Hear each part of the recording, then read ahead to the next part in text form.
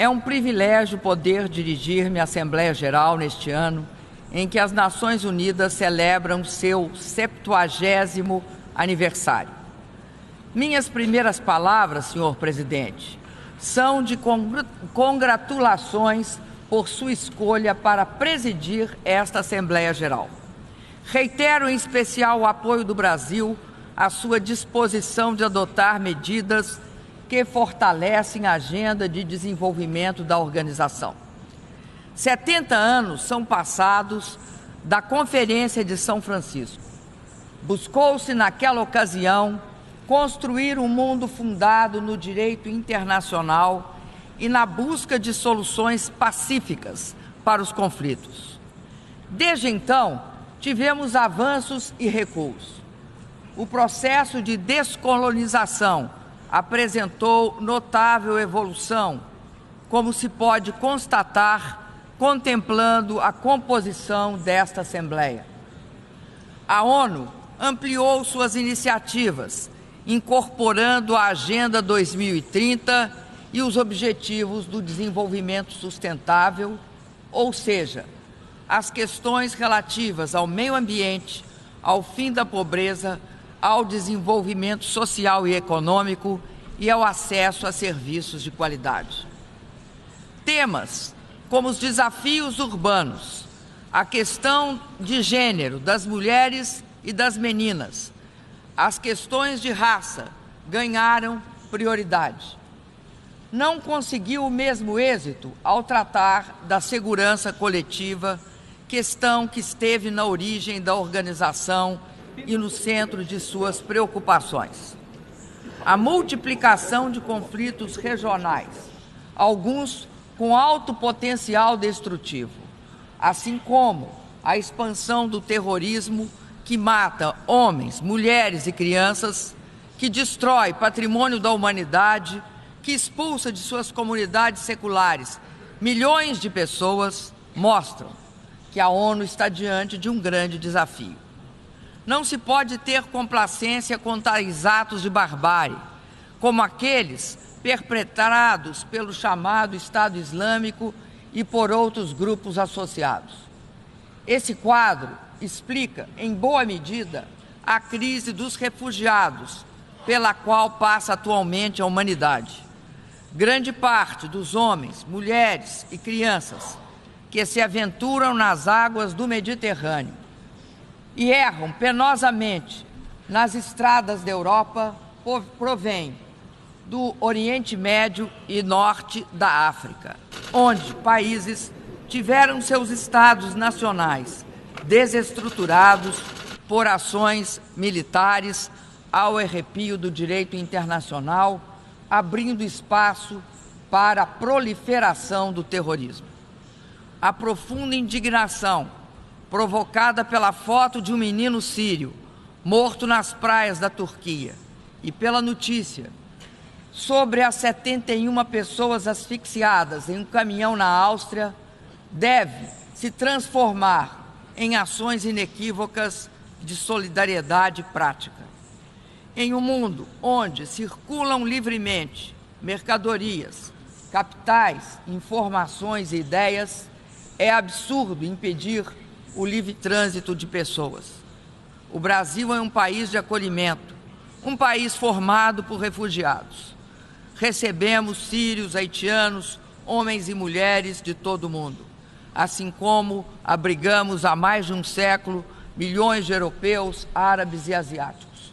Estamos abertos, de braços abertos, para receber refugiados. Somos um país multiétnico.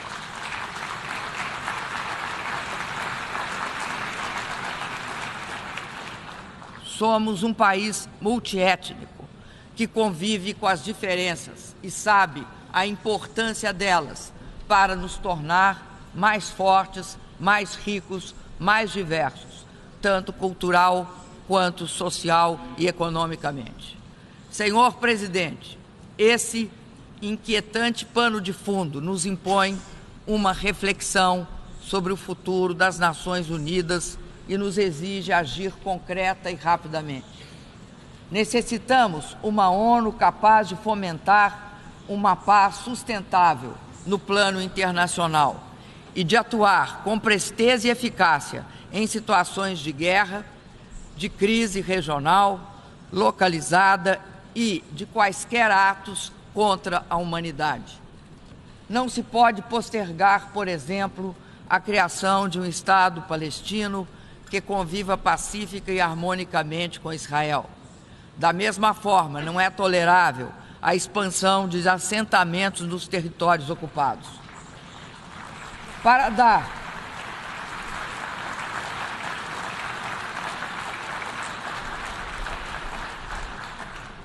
dar às Nações Unidas a centralidade que lhe corresponde, é fundamental uma reforma abrangente de suas estruturas. Seu Conselho de Segurança necessita ampliar seus membros permanentes e não permanentes para tornar-se mais representativo, mais legítimo e eficaz. A maioria dos Estados-membros não quer que uma decisão a esse respeito possa ser eternamente adiada. Temos a esperança de que a reunião que hoje se inicia entre para a história como o ponto de inflexão na trajetória das Nações Unidas, que traga resultados concretos no longo e até agora inconcluso processo de reforma da organização. Nossa região, onde imperam a paz e a democracia, se regozija com o estabelecimento de relações diplomáticas entre Cuba e os Estados Unidos, que põe fim a um contencioso derivado da Guerra Fria. Esperamos que esse processo venha completar-se com o fim do embargo que pesa sobre Cuba. Celebramos igualmente o recente acordo logrado com o Irã, que permitirá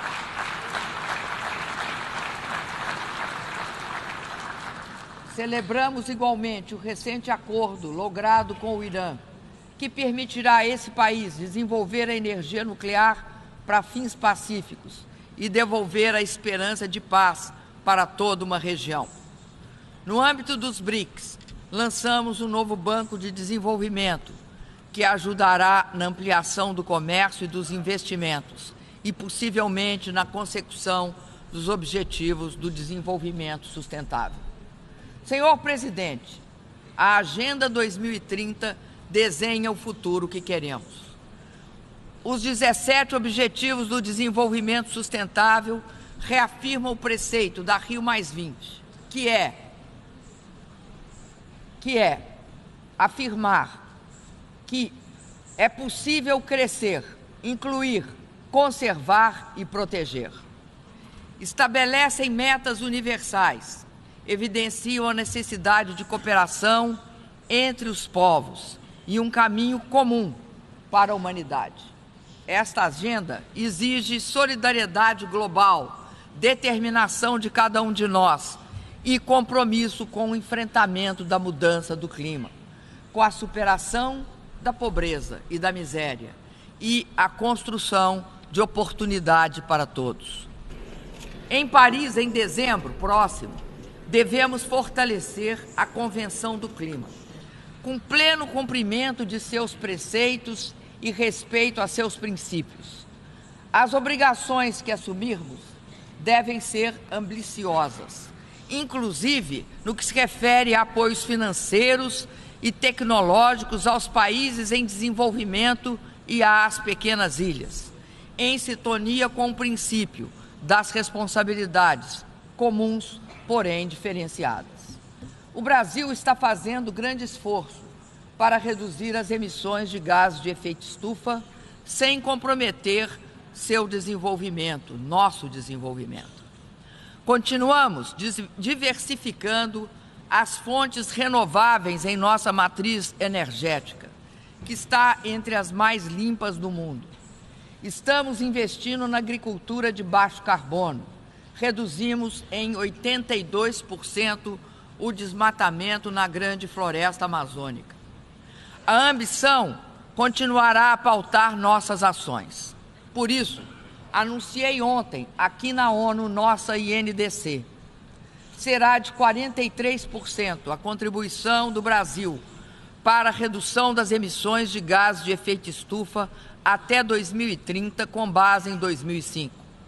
Neste período, o Brasil pretende o fim do desmatamento ilegal, o reflorestamento de 12 milhões de hectares, a recuperação de 15 milhões de hectares de pastagens degradadas, a integração de 5 milhões de hectares de lavoura, pecuária e florestas. Em um mundo em que a participação das fontes renováveis de energia é de apenas 13% em média da matriz energética, pretendemos garantir o percentual de 45% de fontes renováveis na nossa matriz energética. Vamos buscar a participação de 66% da fonte hídrica na geração de eletricidade, a participação de 23% das fontes renováveis, eólica, solar e biomassa, na geração de energia elétrica, o aumento de cerca de 10% na eficiência energética e a participação de 16% de etanol carburante e das demais biomassas derivadas da cana-de-açúcar no total da matriz energética. O Brasil contribui, assim, para que o mundo possa atender às recomendações do painel de mudança do clima, que estabelece o limite de 2 graus Celsius de aumento de temperatura neste século. Somos um dos poucos países em desenvolvimento a assumir meta absoluta de redução de emissões.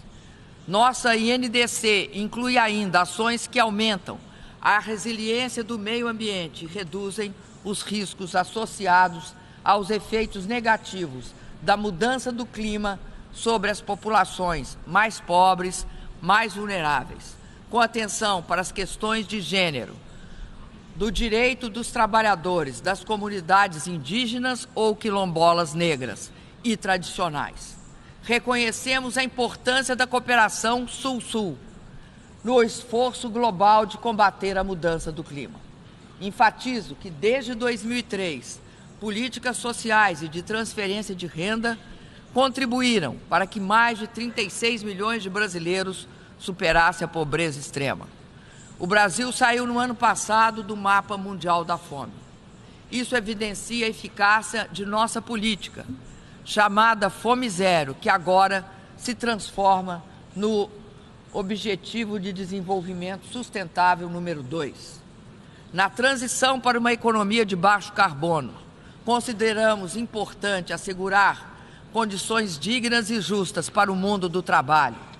O desenvolvimento sustentável exige a promoção do trabalho decente, a geração de empregos de qualidade e a garantia de oportunidades. O esforço para superar a pobreza e promover o desenvolvimento tem de ser coletivo e global. Em meu país, no entanto, sabemos que o fim da pobreza extrema é só um começo de uma longa trajetória de novas conquistas. Senhor Presidente, por 6 anos buscamos evitar que os efeitos da crise mundial que eclodiu em 2008 no mundo desenvolvido se abatessem sobre nossa economia e nossa sociedade. Por 6 anos, adotamos um amplo conjunto de medidas, reduzindo imposto, ampliando crédito, reforçando o investimento e o consumo das famílias. Aumentamos os empregos, aumentamos a renda nesse período. Esse esforço chegou agora no limite, tanto por razões fiscais internas, como por aquelas relacionadas ao quadro externo. A lenta recuperação da economia mundial e o fim do superciclo das commodities incidiram negativamente sobre o nosso crescimento. A desvalorização cambial e as pressões recessivas produziram inflação e forte queda da arrecadação, levando a restrições nas contas públicas. O Brasil, no entanto, não tem problemas estruturais graves. Nossos problemas são conjunturais. E, diante dessa situação, estamos reequilibrando o nosso orçamento e assumimos uma forte redução de nossas despesas, do gasto de custeio e até de parte do investimento. Realinhamos preços Estamos aprovando medidas de redução permanente de gastos. Enfim, propusemos cortes drásticos de despesas e redefinimos nossas receitas. Todas essas iniciativas visam reorganizar o quadro fiscal, reduzir a inflação, consolidar a estabilidade macroeconômica, aumentar a confiança na economia e garantir a retomada do crescimento com distribuição de renda. Hoje, a economia brasileira é mais forte, sólida e resiliente do que há alguns anos atrás. Temos condições de superar as dificuldades atuais e avançar na trilha do desenvolvimento. Estamos num momento de transição para um novo ciclo de expansão mais profundo, mais sólido e mais duradouro. Além das ações de reequilíbrio fiscal e financeiro, de estímulo às exportações, também adotamos medidas de incentivo ao investimento em infraestrutura e energia. No Brasil, o processo de inclusão social não foi interrompido. Esperamos que o controle da inflação, a retomada do crescimento e do crédito contribuirão para uma maior expansão do consumo das famílias. Essas são as bases para este novo ciclo de crescimento e desenvolvimento, baseado no aumento da produtividade e na geração de mais oportunidades de investimento para empresas e de emprego para os cidadãos. Senhoras e senhores, os avanços que logramos nos últimos anos foram obtidos em um ambiente de consolidação e de aprofundamento da nossa democracia. Graças à plena vigência da legalidade e ao vigor das instituições democráticas, o funcionamento do Estado tem sido escrutinado de forma firme e imparcial pelos poderes e organismos públicos encarregados de fiscalizar, investigar e punir desvios e crimes. O governo e a sociedade brasileiros não toleram e não tolerarão a corrupção. A democracia brasileira se fortalece quando a autoridade assume o limite da lei como seu próprio limite. Nós, os brasileiros, queremos um país em que a lei seja o limite. Muitos de nós lutamos por isso justamente quando as leis e os direitos foram vilipendiados durante a ditadura. Queremos um país em que os governantes se comportem rigorosamente segundo suas atribuições, sem ceder a excessos, em que os juízes julguem com liberdade e imparcialidade, sem pressões de qualquer natureza e desligados de paixões político-partidárias, jamais transigindo com a presunção da inocência de quaisquer cidadãos. Queremos um país em que o confronto de ideias se dê em um ambiente de civilidade e respeito. Queremos um país em que a liberdade de imprensa seja um dos fundamentos do direito de opinião e a manifestação de posições diversas, direito de cada um dos brasileiros. As sanções da lei devem recair sobre todos os que praticam e praticaram atos ilícitos, respeitados o princípio do contraditório e da ampla defesa. Essas são as bases de nossa democracia. E valho-me de recente manifestação de meu amigo José Mujica, ex-presidente uruguaio, que disse: essa democracia não é perfeita porque nós não somos perfeitos, mas temos que defendê-la para melhorá-la, não para sepultá-la. Que fique consignado que o Brasil continuará trilhando o caminho democrático e não abrirá a mão das conquistas pelas quais tanto lutamos. Senhoras e senhores, quero valer-me dessa ocasião para reiterar que o Brasil espera, de braços abertos, os cidadãos de todo o mundo para a realização dos Jogos Olímpicos e Paralímpicos de 2016 no Rio de Janeiro. Essa será a oportunidade única para difundir o esporte como instrumento fundamental de promoção da paz, da inclusão social, da tolerância, por meio da luta contra a discriminação racial, étnica e de gênero. Será também ocasião para que possamos promover a inclusão de pessoas com deficiência, uma das prioridades de meu governo. Uma última palavra. Há poucos dias foram reinaugurados, aqui na sede das Nações Unidas, os murais chamados Guerra e Paz, do artista brasileiro Cândido Portinari, doados à ONU pelo governo do meu país em 1957. A obra denuncia a violência e a miséria e exorta os povos a buscar o entendimento. É um símbolo para as Nações Unidas quanto à sua responsabilidade de evitar os conflitos armados e de promover a paz, a justiça social e a superação da fome e da pobreza. Portinari sempre afirmou que, cito, não há nenhuma grande arte que não esteja identificada com as pessoas. A mensagem dos murais permanece atual. Alude tanto às vítimas das guerras, como aos refugiados que arriscam suas vidas em precários barcos e a todos os anônimos que buscam na ONU proteção, paz e bem-estar. Esperamos que, ao ingressar neste recinto das Nações Unidas e ao olhar esses murais em sua entrada, sejamos capazes de escutar a voz dos povos que representamos e de trabalhar com afinco para que seus anseios de paz e progresso venham a ser atendidos. Afinal, foram esses os ideais que estiveram 70 anos atrás presentes no ato fundacional dessa grande conquista da humanidade, que é a Organização das Nações Unidas. Muito obrigada, senhor presidente. Muito obrigado a todos.